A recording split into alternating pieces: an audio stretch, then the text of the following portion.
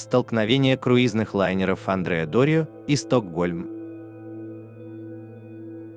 Круизный лайнер Андреа Дорио, итальянский трансатлантический лайнер, построенный на верфях Гиан Солдоу в Генуе в 1950 году. Флагман судоходной компании Italian Line. 9 февраля 1950 года был заложен киль Андреа Дорио, а 16 июня 1951 года он был спущен на воду. Лайнер был окрещен Джузеппиной Сарагат, женой бывшего министра коммерческого мореходства Джузеппе Сарагата. В длину новое судно было 213 метров, в ширину 27,5 метров, а максимальная скорость – 23 узла. Лайнер был назван в честь генуэзского адмирала Андреа Дорио. Во время ходовых испытаний были выявлены некоторые технические неполадки, и первый рейс был перенесен с 14 декабря 1952 года на 14 января 1953 года. 14 января 1953 года Андреа Дорио отчалил от причала в Генуе и отправился в Нью-Йорк. На подходе к Нью-Йорку начался шторм, и судно пришло в порт с небольшим опозданием. Но тем не менее 23 января лайнер был торжественно встречен в США. Андреа Дорио стал самым популярным итальянским лайнером, ведь в каждом рейсе он был почти полностью загружен пассажирами. Судно Андреа Дорио не был похож ни на какой другой лайнер. На его корпусе находились сужающиеся кверху надстройки. Он имел 11 палуб. На самой верхней палубе была одна слегка скошенная вперед, белая дымовая труба с зеленой полосой и красной верхушкой. Труба такой формы придавала лайнеру более элегантный вид, а скошенный и изогнутый вовнутрь форштевень и обтекаемая корма создавали вид дорогой яхты. Лайнер был оснащен 16 спасательными шлюпками, которые можно было спустить даже при крене в 20 градусах. Также его корпус был разделен на 11 водонепроницаемых отсеков, причем если бы любые два из них были затоплены, лайнер бы остался на плаву. 17 июля 1956 года лайнер Андреа Дорио покинул Геную и взял курс на Нью-Йорк. На его борту находилось 1706 человек, 1134 пассажира и 572 члена экипажа.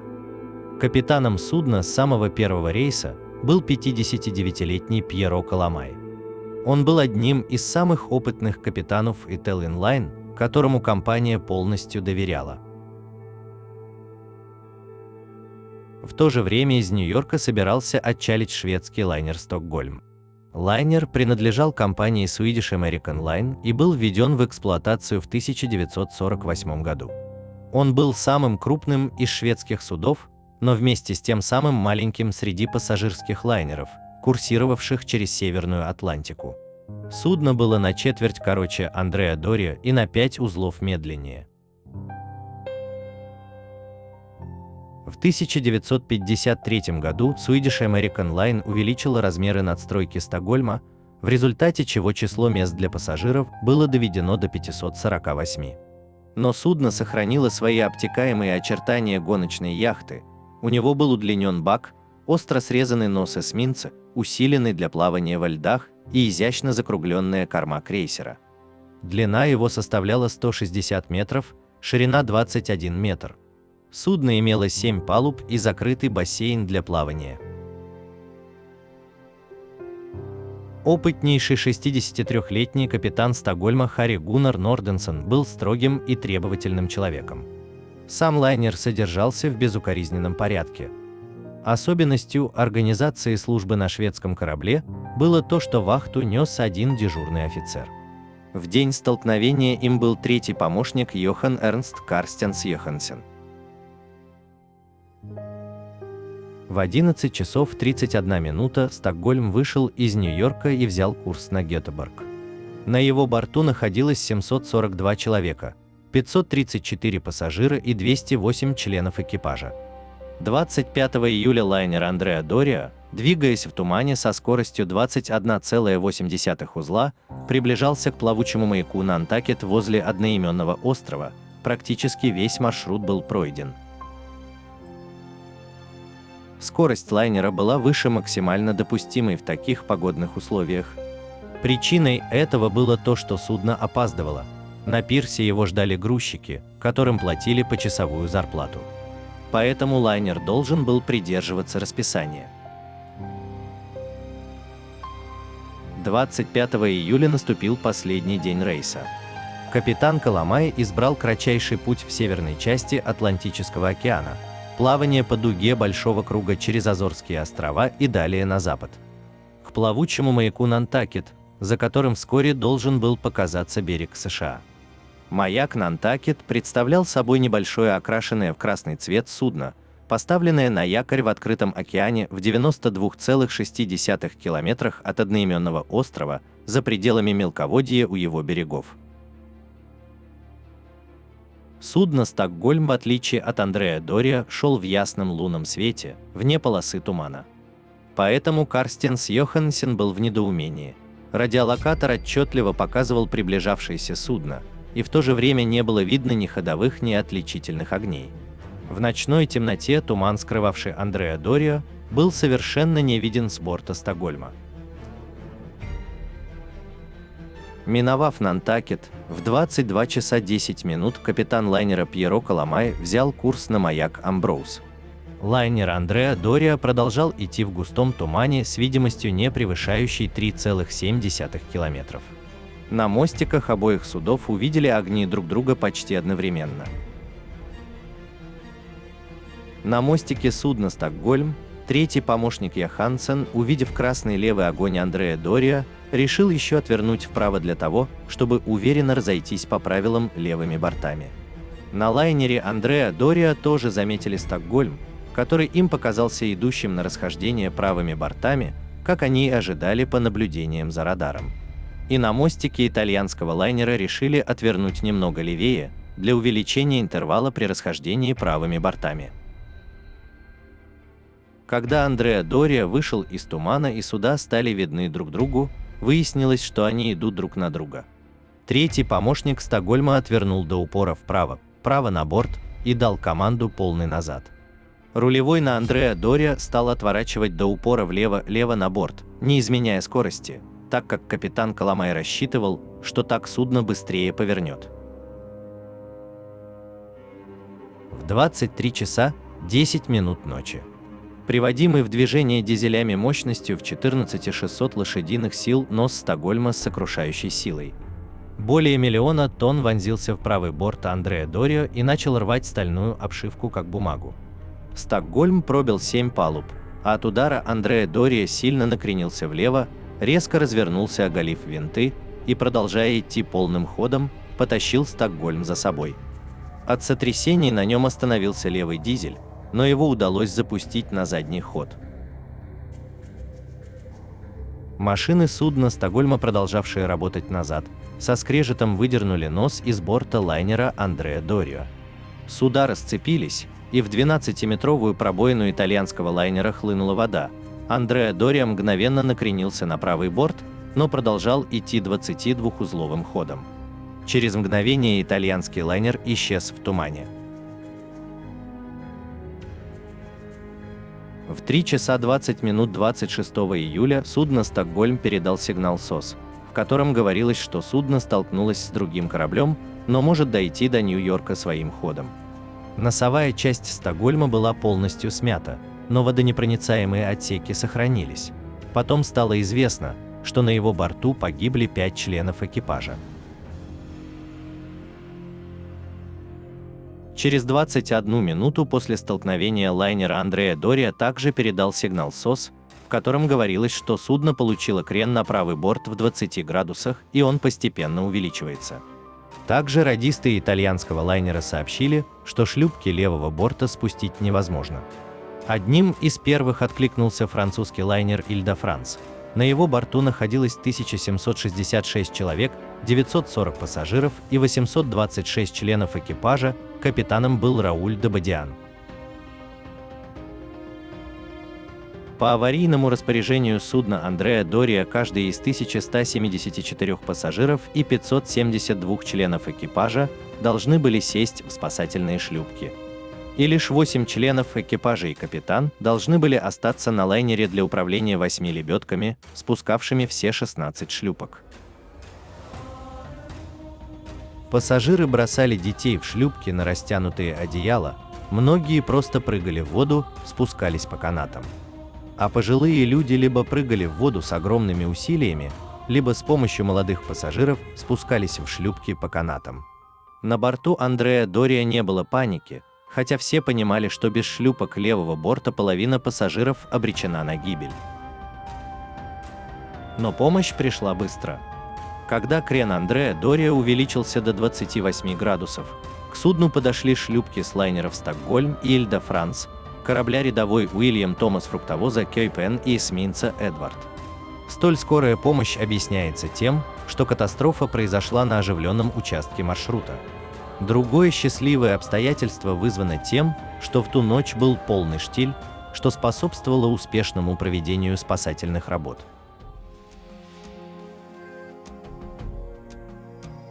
После 4 часов ровно старший помощник Андреа Дориа доложил, что на борту лайнера никого не осталось, все пассажиры покинули судно. Тогда капитан Коломай приказал покинуть судно экипажу, попросив добровольцев задержаться на борту до подхода буксиров береговой охраны. Это было его первое в ту ночь разрешение, дававшее экипажу право покинуть корабль, не считая приказаний экипажам спасательных шлюпок.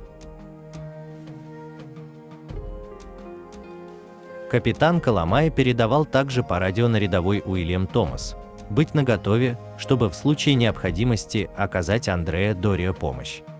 К утру 26 июля удалось спасти всех членов экипажа и пассажиров лайнера, кроме тех, кто погиб при столкновении, 44 человека. Капитан Пьеро Коломай покинул судно последним. Через 11 часов после столкновения, в 10 часов 09 минут лайнер Андреа Дориа ушел под воду в 3,7 километрах к юго-западу от места столкновения со Стокгольмом. Андреа Дориа затонул правым бортом, носом вниз. Его корма немного задралась вверх, а затем тоже исчезла под водой. На темной поверхности океана появился изумрудный пенистый след длиной около 215 метров. Во время эвакуации пассажиров многие члены экипажа итальянского лайнера продемонстрировали низкий уровень моральных качеств. Они садились в шлюпки сами и отплывали от судна, не взяв на борт пассажиров. Всего шлюпками Андреа Дориа было спасено около 40% пассажиров и 60% членов экипажа. Непосредственно в момент столкновения погибли: на судне Андреа Дориа 43 человека, на Стокгольме 3 человека. Позднее на берегу в больницах умерли еще 3 человека. Один пассажир с Андреа Дориа умер от инфаркта на борту Стокгольма на следующий день во время возвращения в Нью-Йорк. Одной из причин катастрофы считается, что ни капитаны обоих лайнеров, ни их подчиненные не умели еще рассчитывать маневр расхождения, оперируя только отметками на экране радиолокатора. При переходе через океан Андреа Дориа израсходовал более 4000 тонн жидкого топлива и пресной воды, но капитан Пьеро Коломай не набрал забортной воды в цистерны для стабилизации судна. Это стало одной из причин почти мгновенной потери лайнером остойчивости, что сделало невозможным нормальный спуск шлюпок. При разборе катастрофы выяснилось, что опытный капитан Коломай, как ни странно, имел весьма приблизительное представление о маневренных качествах своего судна. Сразу после завершения спасательной операции итальянская сторона предложила шведам решить вопрос полюбовно, не обращаясь в суд, для избежания придания гласности закулисной деятельности на морском транспорте в целом. Однако шведская сторона посчитала для себя неприемлемым предложение итальянской компании разделить поровну убытки, не выделяя виновника катастрофы.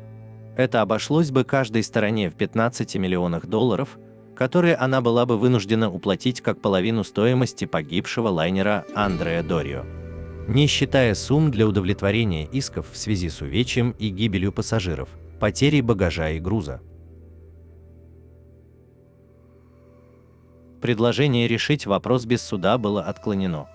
19 сентября 1956 года в Американском окружном суде Южного округа Нью-Йорка началось предварительное слушание по делу.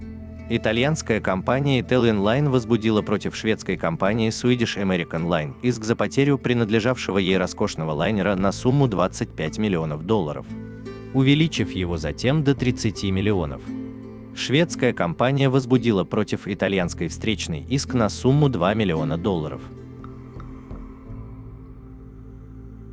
8 января 1957 года, спустя 3,5 месяца после начала слушания дела, были представлены в качестве приобщаемых к делу вещественных доказательств 26 различных книг и схем, относящихся к балластировке, перекачиванию по трубам, поперечному затоплению и другим вопросам, связанным со стойчивостью лайнера Андреа Дорио. После оценки представленных документов лицам, контролирующим деятельность компании Italian Line, стало ясно, что судебное разбирательство почти наверняка будет проиграно. Кроме того, оглашение причин гибели лайнера было не в их интересах. С согласия итальянского правительства, владельца основного пакета акций, они приняли основные условия, предложенные шведской компанией Swedish American Line. Последняя освобождалась от возмещения убытка, соглашение которого удалось в конце концов достигнуть, предусматривало отказ обеими пароходными компаниями от исков по возмещению убытков и взаимное прекращение всяких судебных дел против друг друга. Таким образом, Italian Line и ее страховщики приняли на свой счет потерю судна стоимостью в $30 миллионов. Лица, контролирующие деятельность Swedish American Line, отказались от встречного иска, приняв на свой счет стоимость новой носовой части корпуса для Стокгольма, которая определялась в $1 миллионе, и предполагаемый убыток в связи с выводом судна на период ремонта из эксплуатации, оцениваемый также в размере $1 миллиона. Стокгольм со временем был отремонтирован. Андреа Дорио тем временем покоится на глубине около 240 футов в Северной Атлантике. Он стал священным местом среди аквалангистов, которые называют его Эверест погружений. Но плохая видимость и непредсказуемые течения привели к тому, что затонувшие корабли 60-летнего возраста все еще уносят жизни. С 1956 года более десятка человек погибли, пытаясь исследовать его водную могилу.